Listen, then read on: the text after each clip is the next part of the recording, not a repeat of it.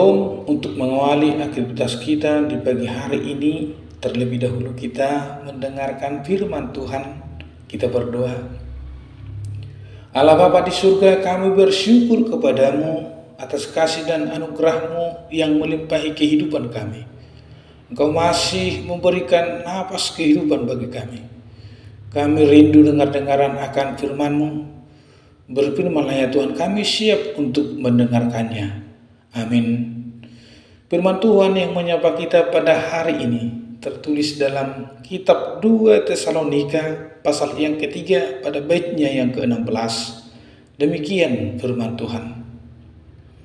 Dan Ia Tuhan damai sejahtera kiranya mengaruniakan damai sejahteranya terus-menerus dalam segala hal kepada kamu. Tuhan menyertai kamu sekalian. Saudara-saudara yang terkasih dalam Kristus Yesus, nas ini merupakan doa dan berkat Paulus bagi jemaat yang percaya di Tesalonika yang mengalami penderitaan yang luar biasa. Kebingungan atas sikap dan pengajaran tentang kedatangan Kristus yang kedua kali yang akan segera tiba, sehingga sebagian jemaat bermalas-malasan, tidak lagi mau bekerja. Demikian juga dengan Rasul Paulus mengalami penganiayaan dari orang-orang yang tidak percaya kepada Yesus. Kendati pun situasi yang demikian, Paulus masih dapat merasakan damai sejahtera Allah dalam kehidupannya. Rasul Paulus meyakini bahwa Allah turut bekerja dalam kehidupannya. Sesulit, seburuk apapun situasi kondisi kehidupan yang dihadapinya. Dapat kita baca dalam kitab Filipi pasal 4 ayat 13 dan Roma 8 ayat 28. Damai sejahtera Allah bukanlah karena tidak ada permasalahan. Aman-aman saja. Dan sudah kita persiapkan antisipasinya dalam pikiran kita.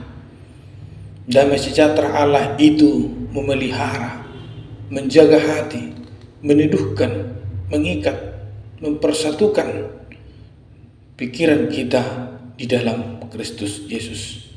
Dalam kitab Injil Yohanes pasal ke-14 ayat 27 dikatakan, damai sejahtera ku tinggalkan bagimu, damai sejahtera ku berikan kepadamu. Dan apa yang kuberikan tidak seperti yang diberikan oleh dunia kepadamu.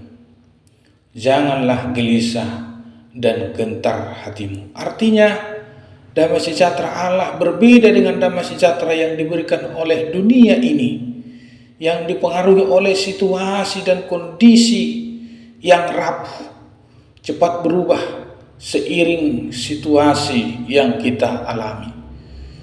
Saudara yang terkasih dalam Kristus Yesus, damai sejahtera yang sejati adalah karunia Allah yang mendatangkan kenyamanan, ketenteraman, kesegaran, dan pengharapan yang melampaui pemahaman kita. Ada orang yang berpikir kalau hartanya melimpah, hidupnya dan keluarganya akan tenang. Tetapi kenyataannya hidup semakin malah tidak tenang. Mengapa demikian? Karena salah persepsi, karena sumber damai sejahtera yang sejati bukanlah dari uang, bukan dari tingginya jabatan, pangkat, pendidikan yang tinggi, tetapi damai sejahtera yang sejati adalah karunia Tuhan. Damai sejahtera Allah dapat diberikannya kepada kita secara berkesinambungan, tidak terputus, tidak ditentukan oleh keadaan dan sikap orang di sekeliling kita. Kita dapat merasakannya ketika kita di gereja, di rumah, di ladang, di kantor, tempat belanja, dimanapun kita berada. Damai sejahtera Allah tidak dibatasi oleh ruang kegiatan rohani saja, tetapi damai sejahtera Allah ada secara kontinu di dalam diri kita. Tuhan dapat mengaruniakan kepada kita damai di dalam segala hal, bukan hanya dalam hal yang bersifat rohani saja, tetapi pekerjaan kita, usaha kita, pendidikan kita, dan lain sebagainya. Damai sejahtera Allah dapat menjaga, memerintah, dan menaklukkan di seluruh area dan bagian dalam hidup kita. Oleh sebab itu, sekali lagi, terimalah damai sejahtera Allah, Sang Raja Damai yang memerintah di dalam hati kita. Kuasanya tidak berkesudahan. Ia mau memerintah di dalam hidup kita, dalam segala keadaan bersama dengan Dia. Amin. Kita berdoa. Terima kasih Allah Bapa di surga atas sapaan firman-Mu. Kami bersyukur atas damai sejahtera yang Engkau karuniakan kepada kami. Damai sejahtera yang sejati, yang terus-menerus, yang tidak ditentukan oleh keadaan dunia ini. Kami mau ya Tuhan, untuk terus tinggal di dalam damai sejahtera-Mu.